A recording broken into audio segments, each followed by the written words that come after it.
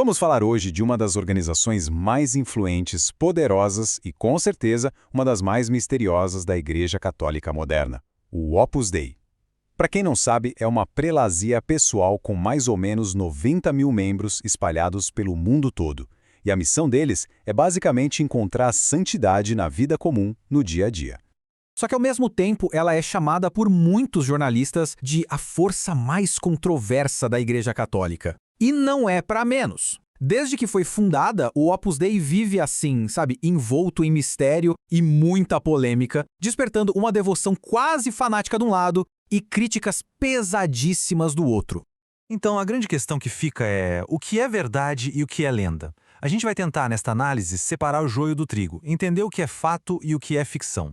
Desde o que aparece nos filmes e livros até as acusações bem sérias que a organização enfrenta hoje em dia. Então, bora mergulhar nessa história.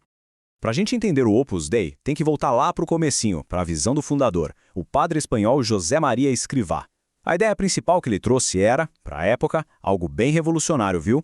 A história toda começa em 1928. Escrivá conta que teve uma visão de Deus, na qual ele literalmente viu o Opus Dei.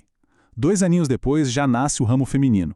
Em 1939, ele lança O Caminho, um livrinho com 999 pensamentos que virou um guia espiritual para milhões de pessoas.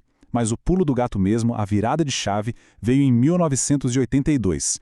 O Papa João Paulo II, que era um grande apoiador, deu para a obra um status que ninguém mais tem, o de prelazia pessoal. Na prática, isso deu uma autonomia gigantesca para eles, respondendo direto ao Papa, sem passar pelos bispos locais. E o coração da mensagem de Escrivá está todo aí, na santificação do trabalho.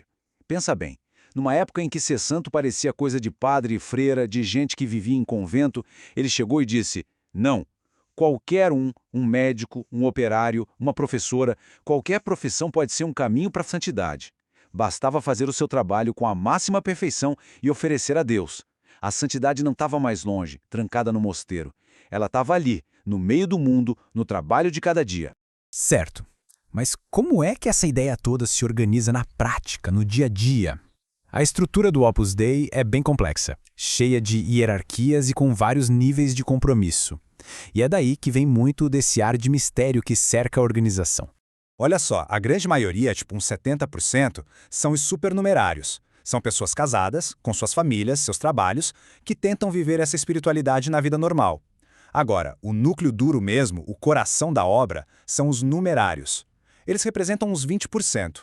Eles fazem voto de celibato, moram em centros do Opus Dei, entregam todo o salário que ganham e vivem totalmente disponíveis para a obra. No meio do caminho tem os agregados, que também são celibatários, mas moram por conta própria.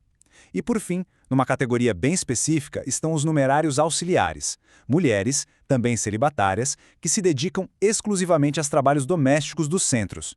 A organização diz que elas são a base familiar da casa.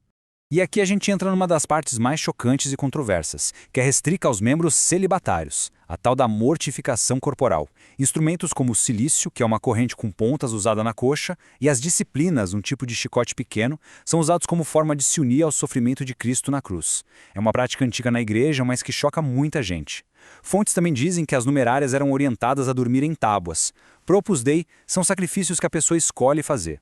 Já para os críticos, isso é puro instrumento de controle, um sinal de uma mentalidade bem perigosa. Pois é, e essa questão do controle já nos joga direto no centro das maiores polêmicas, porque a história do Opus Dei sempre andou de mãos dadas com poder, influência política e acusações bem pesadas. Uma mancha que persegue o Opus Dei até hoje é a sua ligação com a ditadura de Francisco Franco, na Espanha. Vários membros da obra foram ministros tecnocratas do regime, ajudando a modernizar a economia do país. Os críticos olham para isso e veem uma aliança clara com o fascismo. Já os defensores argumentam que eles foram escolhidos pela competência técnica, não pela religião, e que também existiam membros do Opus Dei que eram contra o regime. Fora da política, as acusações de secretismo e controle excessivo são constantes. Ex-membros contam coisas que parecem saídas de um manual de seita. Falam de um recrutamento super agressivo, chamado de love bombing ou bombardeio de amor, que é quando enchem a pessoa de atenção e carinho para atraí-la. E depois vem o controle de cartas, a pressão para se afastar de amigos e da família que não são da obra. E olha, essas acusações não ficaram no passado, não. Elas chegam até os dias de hoje, e com uma força tremenda.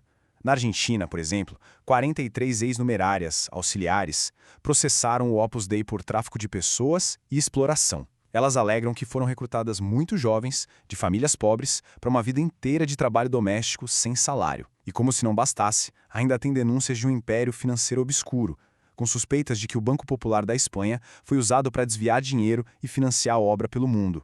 Então o que a gente tem aqui são dois mundos completamente diferentes, né? De um lado, os críticos que pintam o Opus Dei como uma seita elitista, misógina, obcecada por poder e que manipula a vida das pessoas.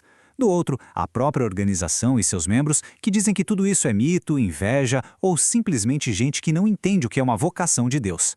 Eles garantem que respeitam a liberdade de cada um e que só querem ajudar as pessoas a encontrar Deus na vida corrida.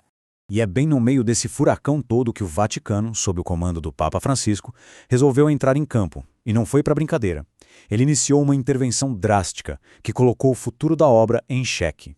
Com um documento de nome complicado, Ad Charisma Tuendum, o Papa Francisco promoveu uma verdadeira reviravolta. Primeiro passo, o chefe do Opus Dei não pode mais ser bispo. Na prática, isso diminuiu e muito o status e o poder dele dentro da igreja. Segundo, a supervisão da obra mudou de ministério, passando a ser controlada pelo dicasterio do clero, traduzindo um controle bem mais rígido do Vaticano. E terceiro, que talvez seja o mais impactante, eles foram obrigados a reescrever todas as suas regras, o que ameaça a base da relação entre os membros leigos e a instituição.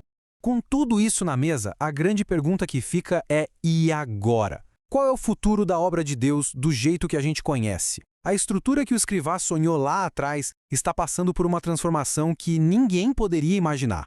E o clímax dessa história pode ser este. Fontes lá do Vaticano já falam na possibilidade de o Opus Dei ser dividido em 3 partes. Uma só para os padres, outra para sacerdotes associados e uma terceira só para os leigos. Se isso acontecer, acaba a unidade entre clérigos e leigos, que era justamente o pilar da visão do fundador.